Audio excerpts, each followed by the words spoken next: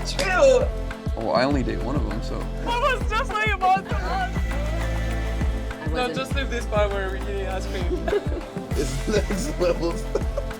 Welcome everyone to the Netflix Breakpoint Part 2 reunion. My name is Blair Henley and I'm coming to you from the Western and Southern Open in Cincinnati. We're gonna show you some Part 2 highlights while I head inside and catch up with some special guests. It was insane. I'm playing the greatest of all time. Serena Williams. Nobody wants me to win. Hey guys, we are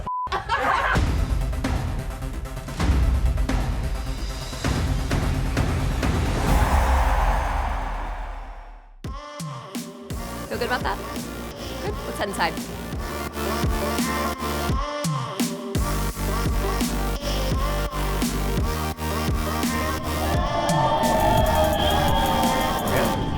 You got a little mic on you? We're not doing a one-on-one, are we? No. Let me call Taylor. Watch him not answer my phone. Don't holler with me right now. Taylor, where the f are you, bro? There's no way you're drinking tequila right now. Dude, you want one? I'll bring it. Obviously not, bro. I'm about to play doubles in 2 minutes, but I would love one. Bro, but hurry up and get up here, bro. Don't worry, Fo, I got you. I want you to be nice and loose for your dubs match. I just want Hi, Irina. Make yourself comfy. Good to see you. All right, you guys ready to go? Yeah. Marker, comment slate. Coming straight with Taylor. So we're gonna start with some questions for the group. So, raise your hand if you've been as starstruck as Ego was knowing Matthew Perry was watching her at the US Open. Oh, dude, come on. Yeah. Definitely was. What was that Michelle Obama experience like? Definitely freaked out when she was there. No FaceTime Michelle Obama today. No. Yeah, we're not on that level. Okay, raise your hand if you also think that Taylor's left foot is strange looking. Aren't his feet so weird shaped? Look at that. It's just my left. It's the biggest arch I've ever seen on a foot. I never see his left foot. Maybe you can show so I can. It's next level stuff. Man, what's that? It's a disgrace. It's not that not bad. that Irina bad. says it's not It's that not that bad. bad. Okay, we can move on. It's Taylor, all you can about the leave. angle, right? All right, last thing. Raise your hand if you learned something about yourself watching your episodes. I'm crying a lot. Is that normal for you? No, not really. Well, was that Super hard? ugly, super emotional. I don't know. All right, we are shifting things around a little bit, guys, because Francis has to leave. But Francis, we talked to some fans around the grounds. They had some questions. We're going to take a look at the screen. In that party bus scene after the US Open, you were bumping music. I think my question to you is, after a big win, a top 10 win, what do you turn on to celebrate your win? I'd like to know that. Kendrick Lamar's on Family Ties. That was pumping me up like crazy. Yeah, I mean, after a win like that, I mean, you can play anything. I'm losing my mind. I could go crazy to Nickelback. It didn't really matter what was playing. I was so amped up. What was Wayne thinking in the back of the van post Rafa win? He was into it. He was going nuts. He was drinking. He was doing the whole thing. Like by the time I got to the car, he was already loaded. I've never seen him smile so much, so that was pretty cool. Well, it's hard to escape the fact that Part 2 of Breakpoint, I think, was emotional for everyone, not just Irina. Francis, you told me that you cried when you first watched your episode. What got you the most? No, but reliving those moments, like, when you're in it, it's definitely a bit different, but, like, watching it back and seeing it in such high def was just crazy. Like, all the hype around it and just, like, all dreams come true, but it was wild to watch. All right, well, you may or may not have seen on the show, I don't think so, that Francis is always running late. We don't want to make him late for his doubles today. He has to be out on the court, so we're going to send him off. But Francis, thanks for joining us. We'll see you guys. Enjoy some Bye. Good Good luck. Space. See you soon. We're going to move on, but before we do that, we're going to check out some of our favorite moments from Breakpoint Part 2. Are we gonna cry right now? I hope Because every not. time I watch my episode, I know where I I feel came like I from, watched it a lot. and that just keeps me super grounded. I have one crazy story. I lost my father 4 years ago. We had one dream that before 25 I will win a couple of Grand Slams. I just need to find my game again. Because when I play my game and I'm playing well, I can beat anybody. That is emotional looking back, right? It is. Yeah, for sure. Well, Arena, you are sitting here now as a Grand Slam champion. Did it make it easier or give you a different perspective looking back on 2022? Because I was dealing with so many things last year, I was able to win a Grand Slam this year.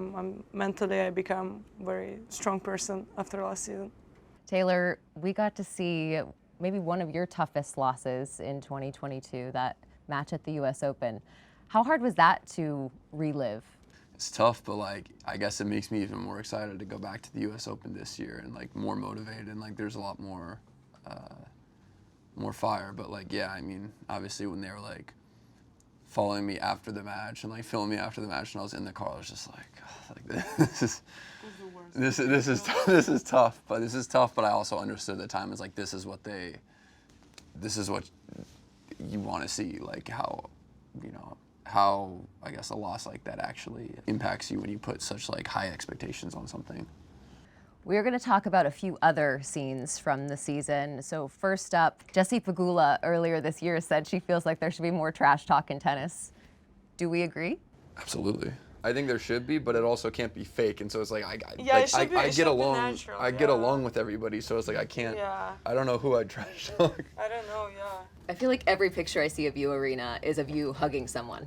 So trash talk, I feel like might be difficult for you. It's not a bad thing for like the entertainment aspect of the sport, but like it has to be real. Yes, You and can't it has fake to be that. with some kind of respect, you know. Earlier, we caught up with a star and a breakout star of part 2. Ayla Tomljanovic and her dad, the one and only Ratko. Sit up. Yeah. You want me to lay down? I cannot see it because you took all the good spots. Okay, move the pillow then. Ratko, how do you feel about the fact that you were a surprise star of Breakpoint Season 1, Part 2? Ayla was complaining that I was a little bit off. And I said, oh, sorry, that's me. Sorry, I cannot pretend. Even now, she told me I have to behave. I don't know why. Is that so serious? Actually, my sister got a DM that if he was single, that her mom's single, and it would just be great if they met. And I was like, my mom wasn't in this show, but he's definitely married. Yeah, I was surprised at just one proposal. Did you feel completely comfortable from the very beginning, or did you have to settle into that role on camera? Filming a lot with my dad and just in a more relaxed environment. It was just, I mean, my dad, you can't keep a straight face a lot of the times around him, and that definitely helped. But don't encourage her because she thinks she will be a movie star. I want to be an actress. After tennis career. The US Open, we're coming up on the 1-year anniversary. When you look back at that now, almost a year later, what sticks out to you? That was insane. When I was in it, I didn't really see it. Like that was just, okay, next, you know, I didn't dwell too much. Now I'm like, I can't believe I was part of that, and I'll have that forever. No, I just want to say that Ayla is watching it every second day. It's not true. But I have to give at least 50% also to Serena. Oh, I think more. Yeah, I guess more. A lot more. Because it's Serena.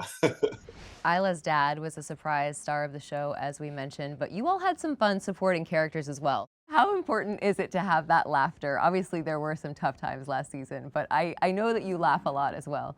It's all about having fun and just enjoy your life and enjoy whatever you're dealing with. Anyway, you have to enjoy it. Taylor, one of your coaches, Paul Annacone, is Mr. Soundbite on the show. And no matter what your level is, you're only as good as your mind lets you. How fun has it been to have this Netflix experience with him? He's a really good talker. He says the right things, so I'm not surprised that there's lots of sound bits of him throughout the series and my episodes as well.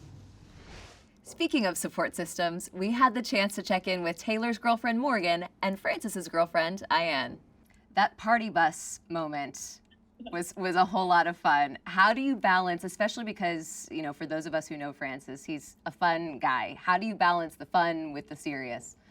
His team, I think we're all trying to focus on maybe getting him a little bit more calm so he can focus a little bit more throughout his matches. But anytime Francis does anything, we're all just so happy for him and we can't contain it. So that's literally how we are 95% of the time, our team.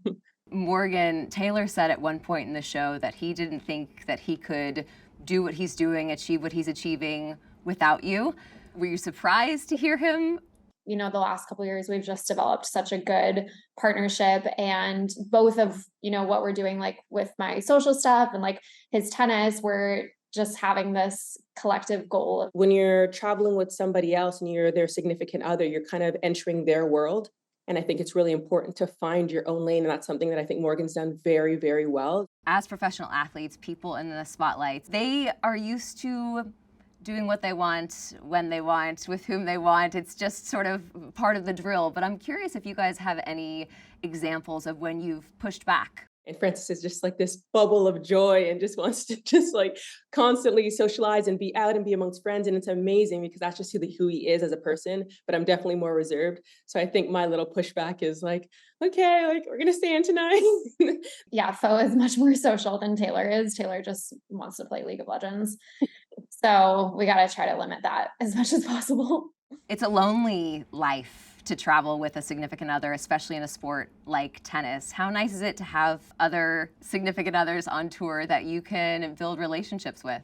It's really hard and it's really stressful, and is such a unique relationship too with your significant other, that having this community of girls is amazing. It's really amazing. Now, I don't know if you know this or not, but earlier today we spoke with Ayan and Morgan. I did hear this. Okay, so you heard about it. We did discuss you all, and I asked if they had any questions that I should ask. And Morgan jumped in with, what's it like dating two amazing and gorgeous women? Well, I only date one of them, so. You date one. I was just like about to ask, like, okay. That was the direct quote. She was on the Zoom with another gorgeous woman. What is it like dating one I guess they assume gorgeous Francis. woman? I guess they assume Francis would be with me. Yes, exactly. Thanks for clarifying, though. That's always good. Changing gears, we had some fan questions for you all as well. Let's take a look.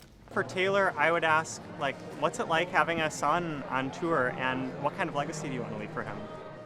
It's tough. You travel so much and not in a situation where he can be traveling with me, even though that's something that I would love to happen. It's not possible, so it's tough. You have to really just make the most of the time that I get when I am home and when I'm not traveling, playing tournaments, and it's tough.